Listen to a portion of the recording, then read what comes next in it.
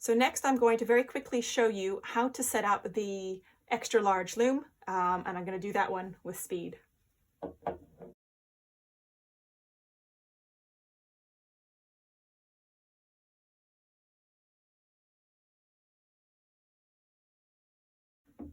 So here you have your frame loom set up, ready to go. If you had an extra heddle bar, this is where it would sit.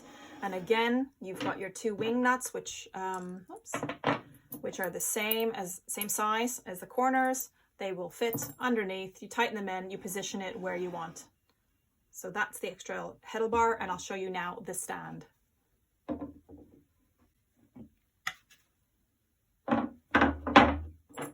So the stand has the longer wing nuts.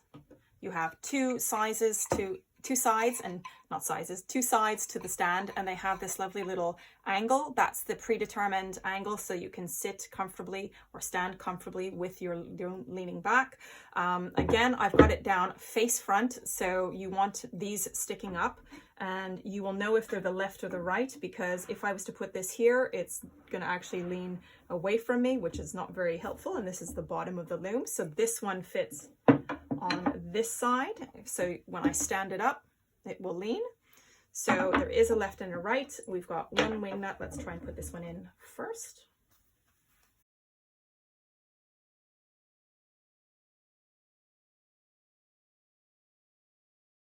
There we go. So that is what the stand looks like from that angle. So hopefully you can see that.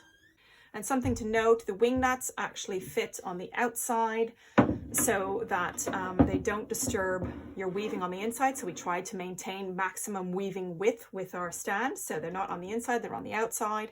So one more thing that I want to mention actually when you are assembling your loom is that you can actually purchase the heddle bars separately and the side frame set separately. So although I've shown you here, I've demonstrated how to set the medium and the extra large frame looms together, you can actually mix and match those options. So if I just grab these two here, so if you can see here, this is using the width of the extra large frame loom here on the top, the heddle bars, but it actually is using the smaller, narrower or shorter side frames. So you can actually mix and match them.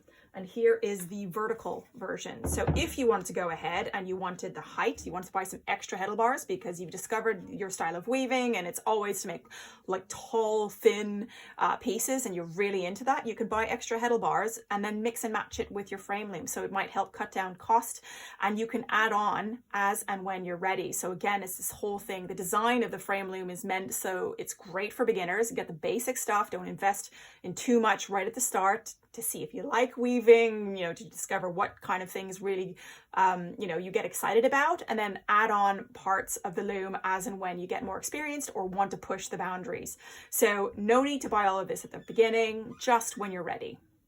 In the next video, I'm going to show you exactly what each of these features makes them unique, and actually giving you examples of and how to do things, because I think it's really important to see the loom in action. Because there's no loom that exists like this, you won't find YouTube tutorials anywhere to show you how to use the Oxford Frame Loom, unless they're done by me, which I will plug my YouTube channel.